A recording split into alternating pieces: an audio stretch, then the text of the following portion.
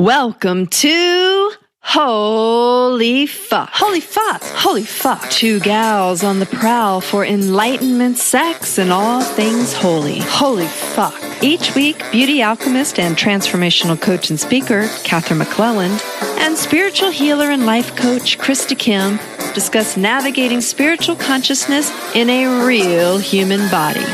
Stumbling through dating, relationships, and everyday life, all while maintaining a fucking sense of humor.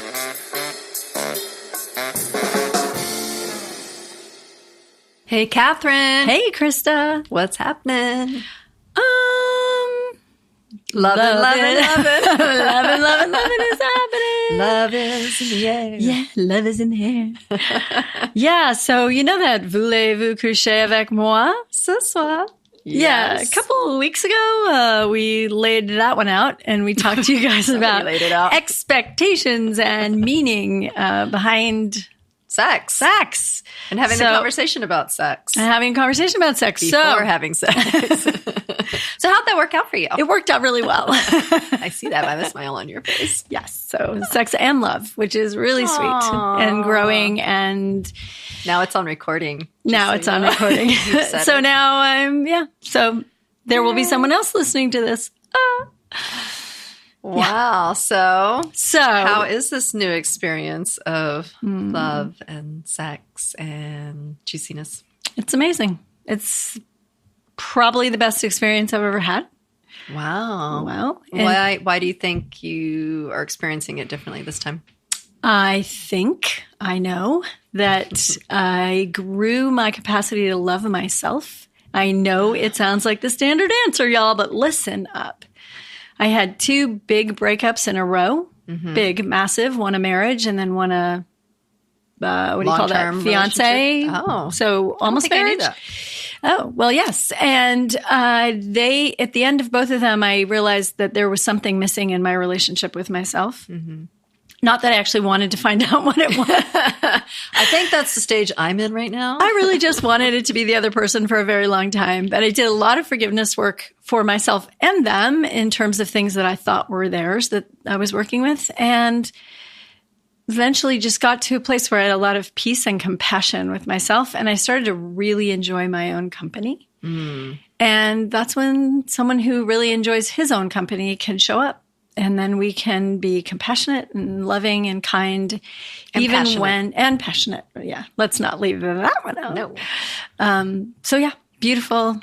Well, you look good. Thanks. You look smiley and sassy. And I'm smiling and alive. sassy. It's amazing how that feeling can change your way of being. And you know what? What? Men are staring at me everywhere I go. I'm like, I think I got like some pheromone perfume behind my ears or something.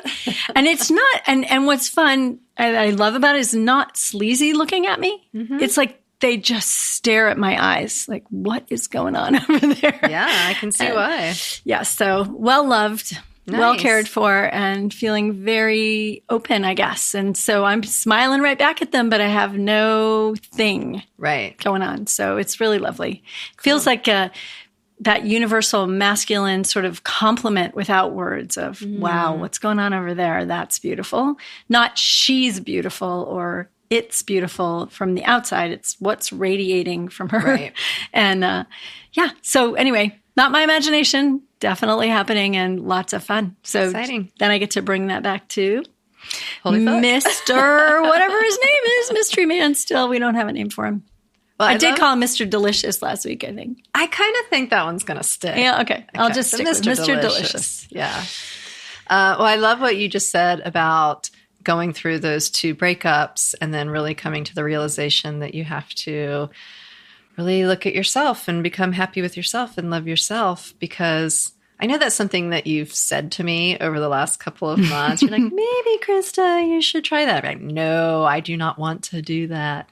And then here I am. And it's like I'm actually being forced to be by myself and be alone. And I know we talked about that a little bit in the last, one of the last episodes where I was saying, I don't know where Golden Eyes and I are. And I really still don't know. But what I do know is in this time where we've given each other some space, he gave me some space, and I was forced to deal with the space. Let's just put it that way. I'm forced to either love or hate myself right now because I have a lot of space. But in that space, I had no other choice but to get really okay with myself. And I had a lot of realizations that I wouldn't have had we been still entangled in conversation and, dramatic. And the drama. Well, and then Krista and I were having a chat on the phone one day, and I was in my bookshelf looking for something completely different when she called, and I was still doing it. And this book literally threw itself off the bookshelf onto me, and I grabbed it. And I think it's been a helpful guide for Krista in this journey. I'll let her tell you about it. It's so amazing. I mean, I love that it just fell off on you and you're like, yeah, this is for Krista. There's no question who it was for. And so the book is I Need Your Love. Is That True? By Byron Katie. And the tagline on it is how to stop seeking love, approval, and appreciation and start finding them instead. And, I am a big reader, but recently I have not been able to read much. It's like every time I pick up a book, I'm just like, no. This book, devoured page after page. And, I thought it was going to be a book like, I'm going to know all that information. Oh my gosh, there was just such simple concepts that she spells out step by step that literally have rocked my world and changed my whole perception of not just my relationship with Golden Eyes, but with my family and my kids and people I work with and you. Yeah. People I work with. She's looking right at me when she said that. You're not the only person I work with. I know, but there was something about that.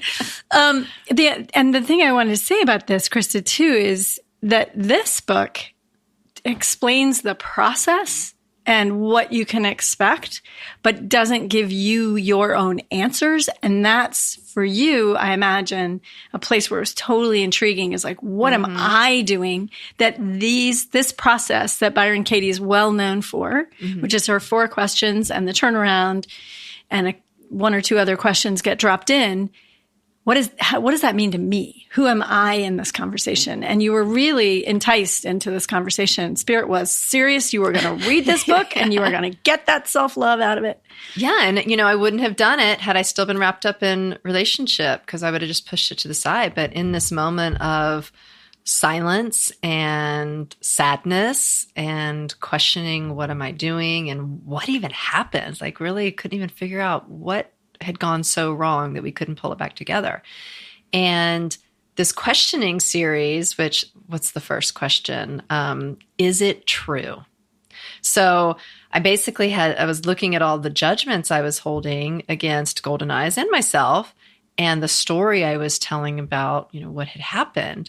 And that first question of, is it true? And it can only be a yes or no answer. So there's no room for maybe, because if you say, well, maybe, then it's not true. So Byron Katie has this really funny thing she said to me one time. I was lucky enough to be in person with her. And she said, have you ever noticed how when it's about you, you're always like, well, maybe. But when it's about someone else, you're like, yes. That's what they're doing. Yeah. So just looking at everything we had gone through and realizing how much story I had told myself around it and how I was creating my own mental madness.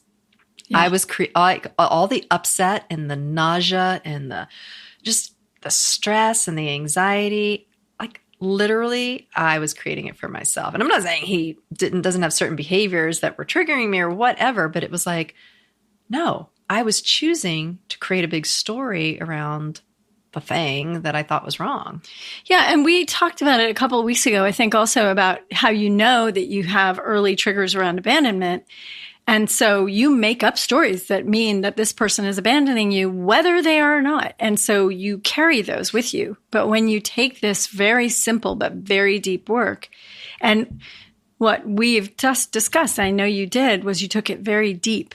This work requires meditation. You meditate on the questions. You don't think about the questions, right, which is crucial for you to discover what's your truth, what's happening for you. Because if I already have those feelings of abandonment inside, then if Golden Eyes doesn't show up on time or leaves for the day and doesn't check in, then my brain goes straight to, see, I knew he was going to abandon me. See, he's abandoned me. Yep. That's the type of person he is. He's abandoning me. And it's like he's fulfilling that story that I'm already holding inside. But when I have to say, like, is it true that he doesn't love me because he left for the whole day? It's like, no, it's like he's going to work. It's like, but my mind gets attached to that concept and runs away with it. You know, it's funny. I remember I did the forum, the Landmark Forum, and they had this one concept about, you know, that you have one story that you just repeat and repeat. And Katie Hendricks' work is based on that too. And so whatever that first big story is that you developed as a child really carries you. And I just think it's fascinating that we can see it. Once we identify our central story or central repeating pattern, we see how we make up stories to match it so that we can prove it. And then we force people to prove it. Right. And meanwhile, he's like, she's such a nutcase because all I did was go to work. And I know men feel that women are crazy because our feelings are so dominant. And we think, you know, you guys are kind of assholes because your feelings aren't dominant. But what's really happening is both of us are being ourselves.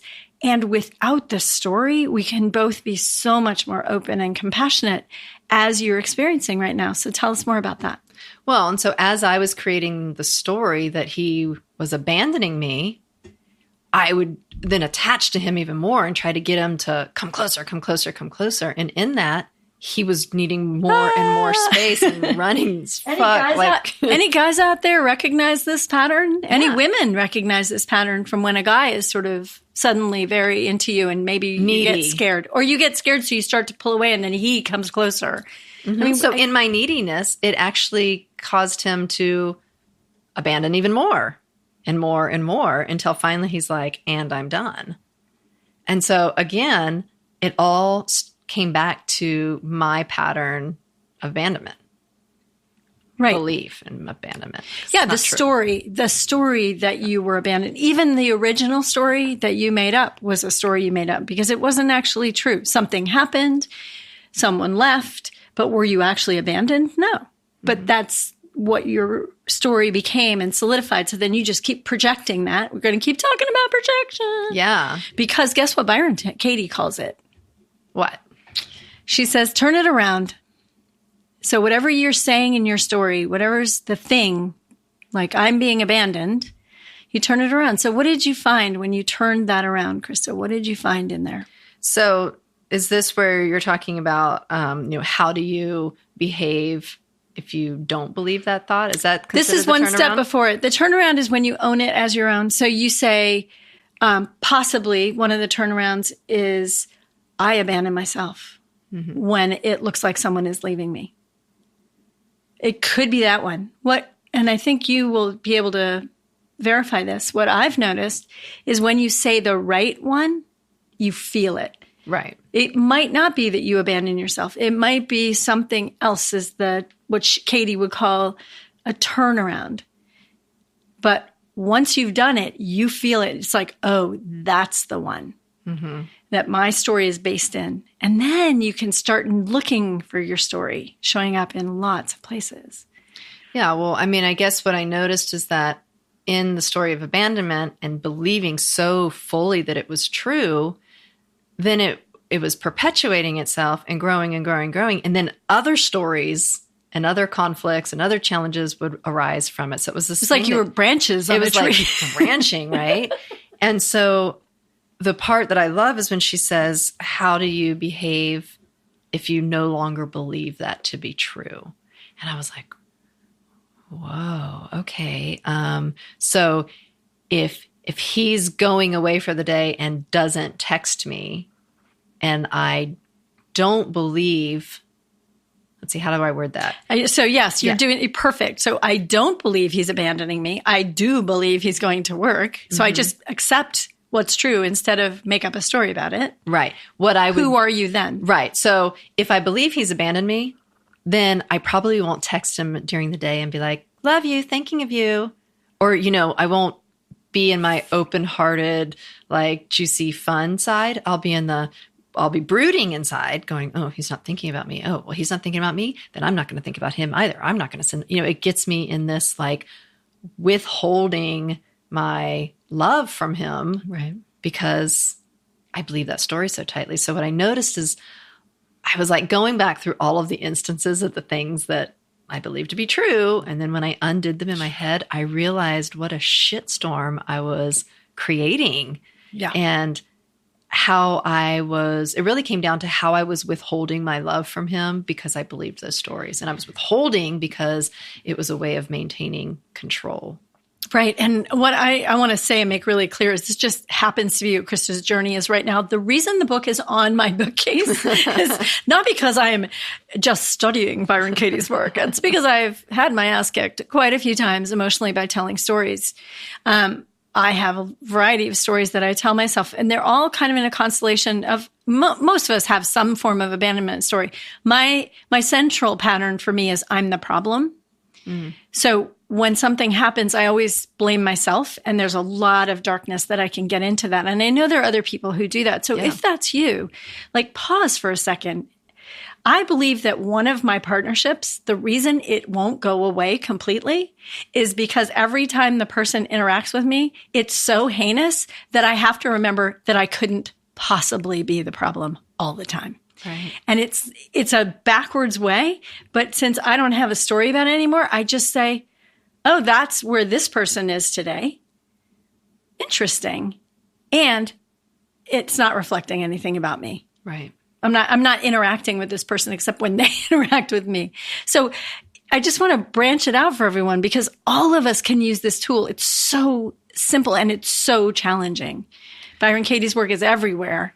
Check it out because it's important. And Krista is getting like a right now experience that's really deep.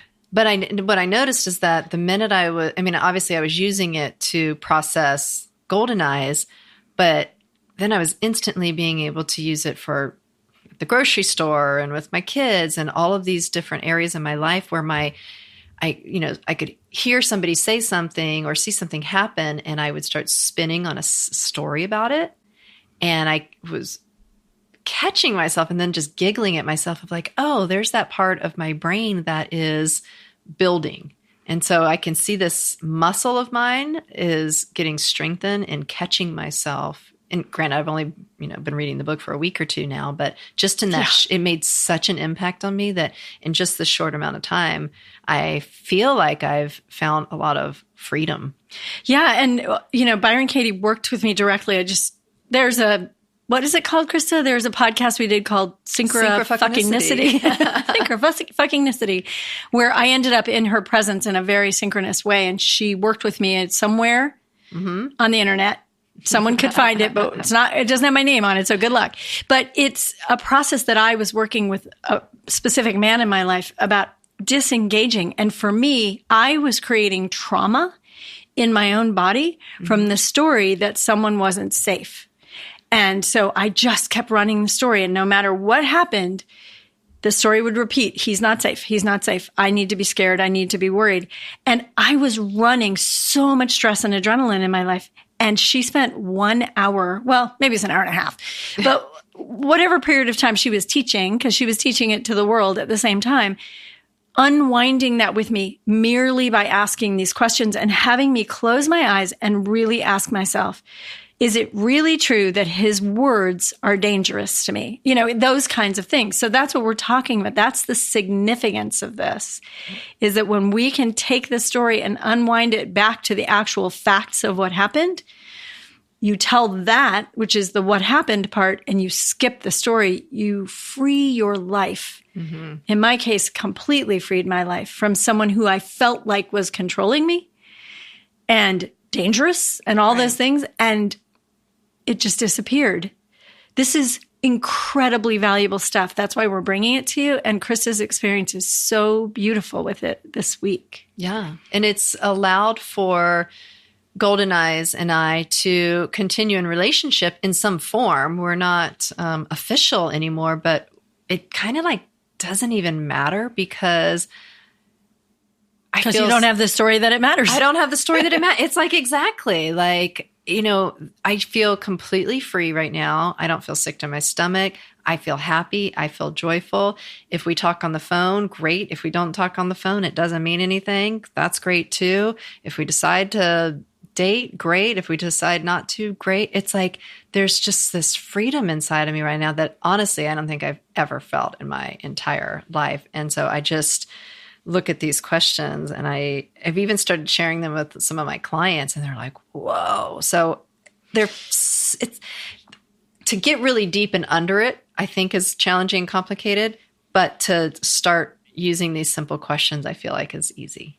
Well, and I think that's the point of her process, is that she's been doing this work. I actually don't know how long. I would say 30 years. And her process was very painful for her to find her way to this. And we wouldn't want to really wish very painful processes. So for God's sake, buy the book and read it. Right. Or take her class or do whatever, because it's so valuable. And when human beings, it's so funny because you were just talking and I was like, this is brain science. The more you recognize what you're doing that doesn't work, catch yourself, celebrate that you caught yourself. Yay, I'm catching myself, telling my story. Your brain stops doing it. And it's like, oh, what do I want to do instead? And then we're building another pathway. Retraining your brain. And it's a neuro pathway. So it's going to take a while to extinguish the old behaviors. In psychology, one of the things we know is that before something dies, it increases. Okay? Yeah. So when you were trying to extinguish something, I had a rat in a rat lab when I was in college, and before he would stop pressing that damn bar for food, when I took the food away, he had to do it 1,000,000 times, and then he finally stopped. Because that's how we get opportunities to practice. Exactly. So if I want to learn these skills and I get a little taste of it, and then I get I've got these down. Well, what does Spirit have to do? Well, let me just bring in a couple. Amp it up just to see how fine-tuned you are. Who is it you haven't talked to for a while that you had a little issue with? Let me just have them call you today. That's right. I know you guys think we're a little crazy about this. I'm pretty sure some of you believe in synchronicity, and I'm pretty sure many of you probably think we're crazy. But I'm telling you, if you start paying attention and you tell your brain, show me everything that's lined up in my day to reach my highest good, for me to learn how to be more loving, you will see a day full of those things. Mm-hmm. And Krista and I have been blessed beyond belief. This book I did not reach it. I swear on my only birth child and my 2 stepchildren that I never reached for this book. It fell off the shelf. Do you remember the day it fell off? Yeah, it was the day. I was literally like, Golden Eyes were like, yeah, fine, that's it. This is complete. This is done. And then him and I, at our own separate residences, fell asleep and then woke up. And I was like, what just happened? Why didn't we, complete switching our stuff together like we were planning on? And so I reached out, but I had just started reading this book that day. Mm-hmm. And so when I went to his house, these skills were in my head and something began to shift. It didn't fully at all by any means shift like 100%, but it was like this little 2% shift happened.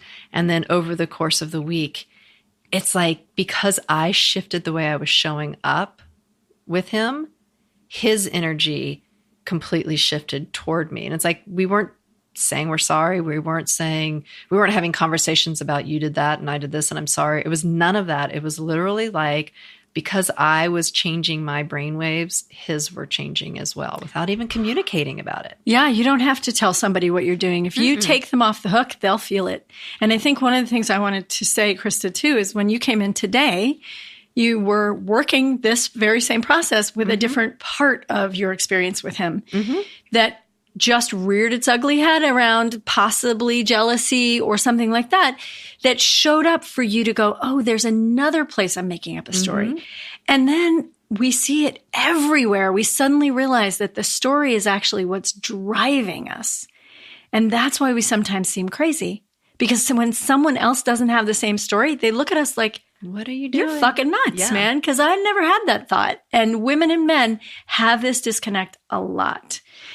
Not so much within genders, because we understand something about the way our brains work that we probably sort of make up the same stories, or we have the same cultural stories. So the cultural stories support themselves. But truly, no one's crazy. It's what we think makes us crazy, turns us into people who are terrified or violent or, so when you get into the story and you break it up, then you see the innocence of the person who's just trying to find their way. Which is the brilliance in the space that he forced upon us. It's like in that damn it, not space. Yeah, and because of course, for a person who's having an abandonment issue, the last thing I want is space, and it's very triggering. But it was actually brilliant because it allowed this process to evolve and get into my brainwaves. And I also want to say there was that other sentence that she says, where she's like, "Is it your business?" I don't know if that's the exact way she phrases it. Not quite, but whatever. But that concept of, I don't even know exactly how to explain it, but I think of it as sometimes I hear someone say something or they tell me something or I see something, and then I walk away from that experience still thinking about it and churning the story. And then I see myself make some judgments on it and, oh, they should do that. Or, oh, if only they would have done that. Or I should do that. Like, Right. And so she kind of calls that like getting into somebody else's business. And after hearing that, I was like, whoa, I am in everybody's business. And what it's doing is it's taking up so much brain space that it's kind of making me crazy, because it's like, well, how do I solve that? How do I solve that? And it's like, the minute I've started telling myself like, oh, that's not my business. It's like flipping a switch in my head, giving myself permission to not think about it or not giving it any more energy.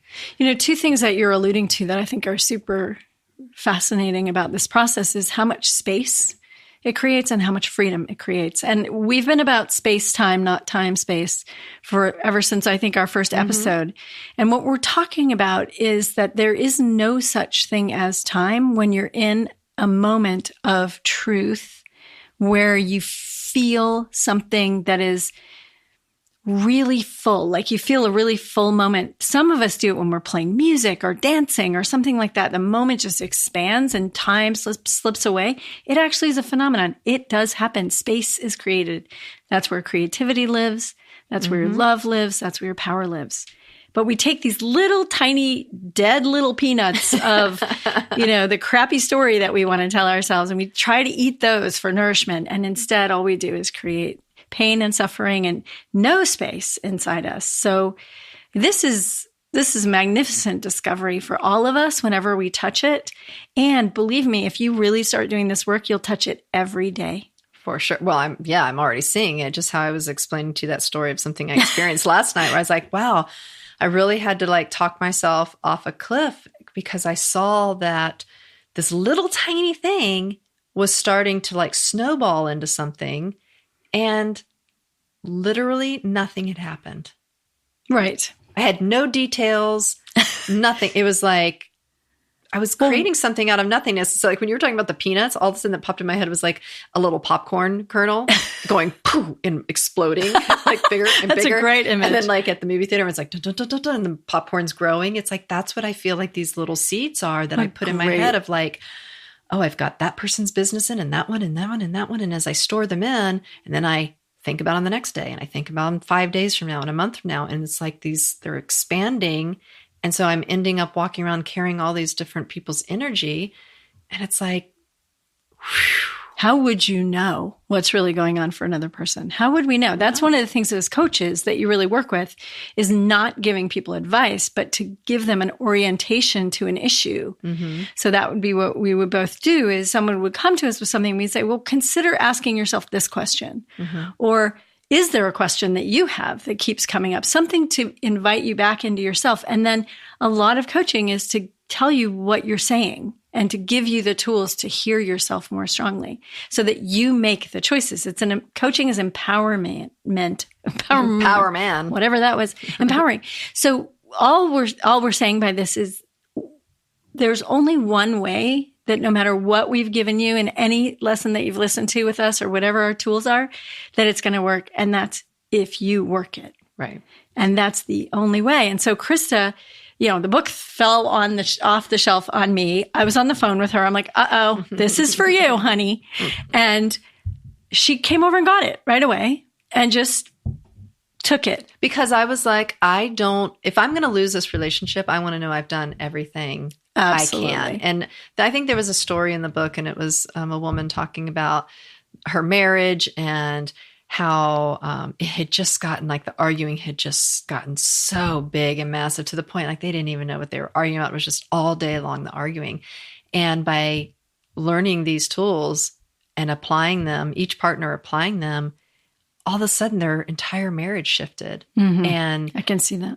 And I'm looking at it for Golden Eyes and I, and looking at how in 2 weeks, it was the same exact thing of, like, going from what felt like complete chaos to, like, complete peace. I wouldn't say it was 2 weeks. I mean, maybe from complete to complete, complete chaos, but there was a sizable difference within the first couple hours that you were reading this book, because, again, the key is to use the information, to really use it. And as soon as you started reading it, you started reflecting, oh my God, okay, I can see. Now let me try that. Mm-hmm. And then just started freeing you up. And as soon as we're free, we're the spirit, we're the essence of ourselves that we're meant to be. We're the love expression. And that's why we're bringing all this to the world. It's not because, we do kind of like to hear ourselves talk, and we like to laugh, and we love each other. So we like to do this, but really it's a service that we are, divinely inspired to do, to spread the love by spreading the work that we've been so lucky to be given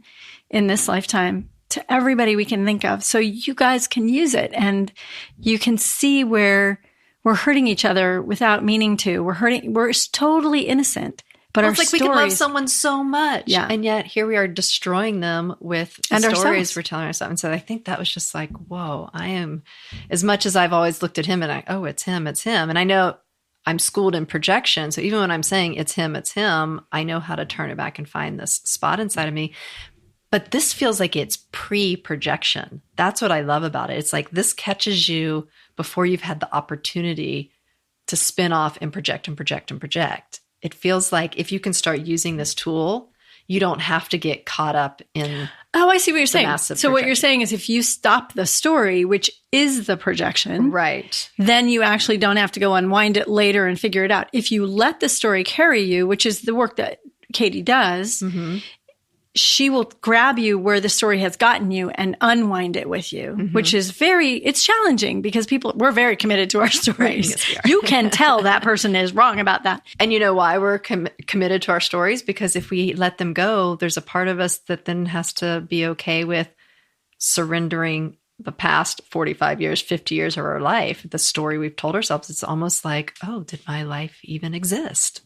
Maybe not, because we're always looking into that one moment to make sure it exists. So living in eternity, in the eternal moment, is where your power is. It's where your presence is. It's where your love is. It's where your joy is.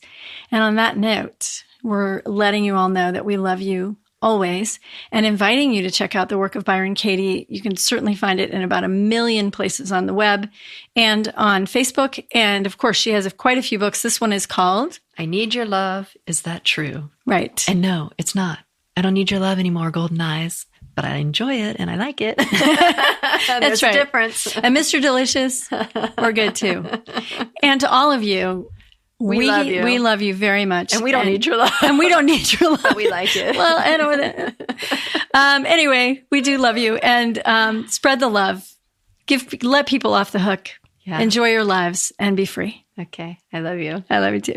Bye, honey. Do you want the opportunity to see the gals of Holy Fuck in person? If so, go to holyfuckpodcast.com and join our mailing list so you can find out when and where these goddesses will be transforming lives next. And yes, I know, I'm talking about myself in third person. Open your browser, type in holyfuckpodcast.com, click on mailing list, and give us your most trusty email, not that bogus one you give to Walmart. So sign up now. Not tomorrow. Now. Thank you. Byron Katie, she's so fun. So she's even our neighbor in this quaint little town of Ojai, California. We should get paid by the Chamber of Commerce for this. I think the Chamber of Commerce is going to want to pay us to shut the fuck up.